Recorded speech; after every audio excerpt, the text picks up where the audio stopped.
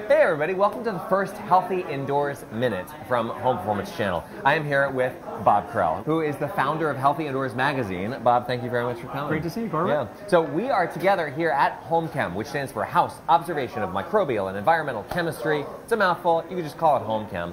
What we're doing here is figuring out what's going on inside homes. So Bob, you were here this morning. You've seen the posters and the presentations. We've got all kinds of people in the background. Sorry about all the noise, everybody. What's your take on all this? I think it's great.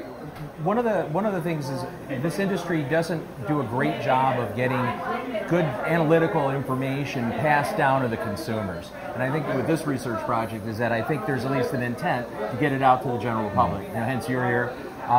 We're here as Healthy Indoors Magazine. And I think the big thing is that we really do need to get some actionable intel out there that people can use in the real world. Absolutely. Having great research data is all well and good, but you need to get it on the streets. Yeah, and we both agree that Healthy Indoors Magazine is a founding sponsor of Home Diagnosis, which is awesome. And so we're on the same page, just like all the sponsors are, about the fact that this message needs to get out there. And what we're doing here is we're in the kitchen. All of the hissing noise you can hear is not the air conditioner.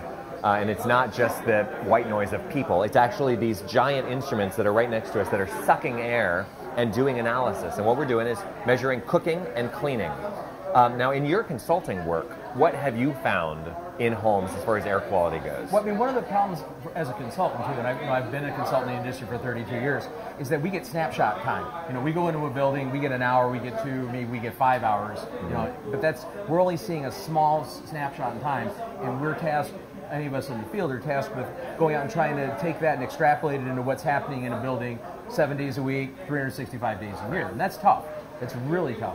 So what I think what's happening here is that they're doing more of a long-term diagnosis, right, with really high-resolution type instrumentation. Again, when we're in the field, we're using less resolution with our instrumentation. We see a whole variety of things going on. Buildings have moisture issues.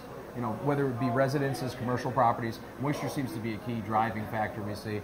A lot of chemical off-gassing from the building products we use. We use a bunch of products that are made with, with compounds that have a tendency to off-gas. They may not be all that favorable to our indoor environment. Yeah, so totally. Seeing all that. So take it from somebody who knows about measuring air quality and from somebody who knows about trying to communicate this air quality stuff, that this is really important. You must stay tuned to this. Stay tuned for Home Diagnosis.